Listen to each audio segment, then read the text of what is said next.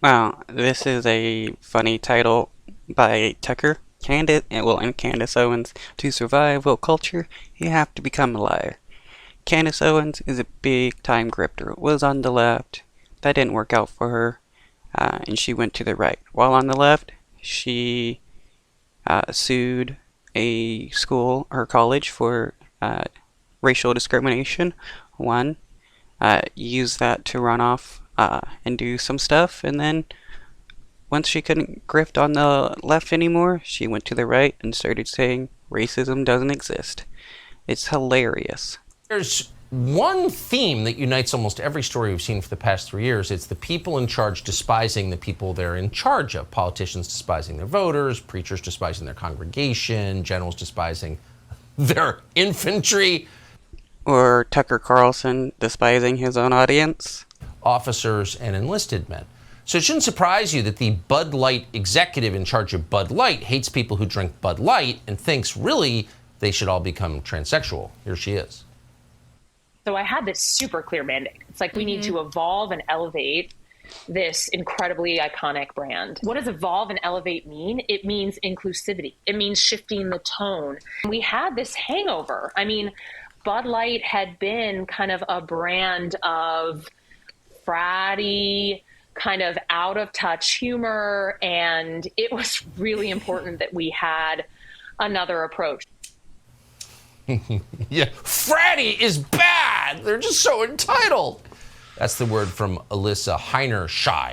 Well, nobody said entitled, just that she wants her brand to be associated with a better image than just college frat boys. Who went to Harvard, where it turns out she has something of a fratty past herself. Henry Rogers of the Daily Caller somehow got these pictures of that same person at school in 2006. And you can see she's blowing up condoms, and no, that's not in a biology class. That's in some kind of fratty setting. So how's Bud Light doing, the brand she's... That's funny how those pics were supposed to somehow make her seem bad because she wants to expand the brand image of Bud Light. partly in charge of. Well, it's lost more than $5 billion in market cap since going trans. But their stocks have gone up since partnering with Dylan Mulvaney. Was it worth it? Of course it was. Candace Owens is the host of Candace. She joins us tonight to respond. Hope you weren't a Bud Light investor, Candace. Fortunately, I was not and am not. And I will say this, nothing says I hate fratty quite like blowing up a condom at a booze fest, which is exactly what she's doing in those photos. You can't make this up. But I am going to have to defend her because, listen, she's lying because she has to lie. Of course, she enjoys frat culture. Of course, she had a good time while she was in college like every other person. But now, to survive in woke culture, you have to become a liar. You have to pretend. Right, again, says the grifter. And that you think fat is beautiful. You have to pretend to be race obsessed. You have to. Nobody. The most, honestly, it's right wingers that are race obsessed, and yeah, you can have weight and be beautiful. It's not this. You don't have to. Beautiful people aren't just skinny people. Pretend that you think Dylan Mulvaney is a woman and should be included in female spaces. We are being told that you have to lie repeatedly in order to survive in corporate culture. What is also funny is that there are religious people who constantly lie to themselves and other all the time about religion and all that, and then they want to talk about other people pretending, quote unquote.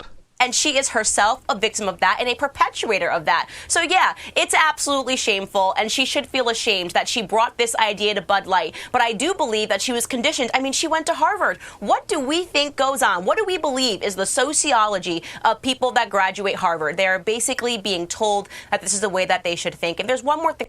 Wow.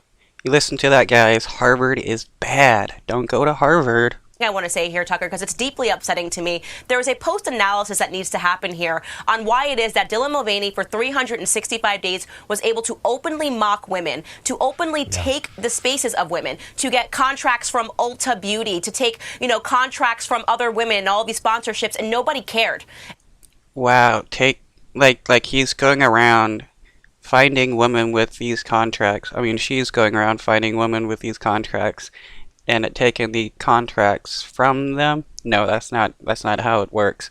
What's going on is the companies see that she has a big following and it's like, yeah, I want to partner with her because she can help sell our brand.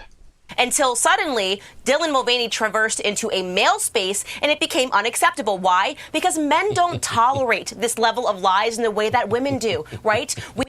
Wow, men don't tolerate the level of lies like women do? Oh, wow.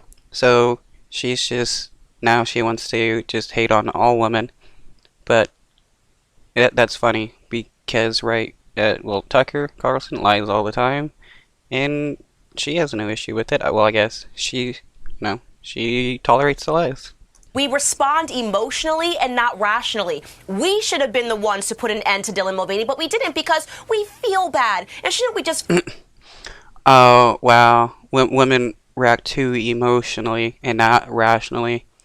That's just hilarious. Feel bad for men that want to be women and mock us and put on lipstick and pigtails and call themselves a girl? I think not, Tucker, but woke culture says yes.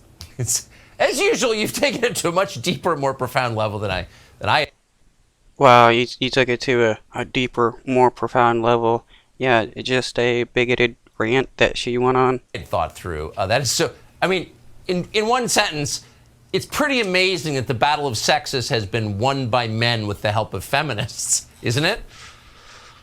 Yeah, it is absolutely amazing. Unfortunately, once again, men have to rescue women from this terrible ideology that is taking place right now. Wow. Right-wing men have to rescue women from trans people. Oh no. This is hilarious. It's funny how I just find this so funny because they hate women having rights and being able to do what they want because they want to go back to where men had total control over a woman and they couldn't do anything without the say-so of a man.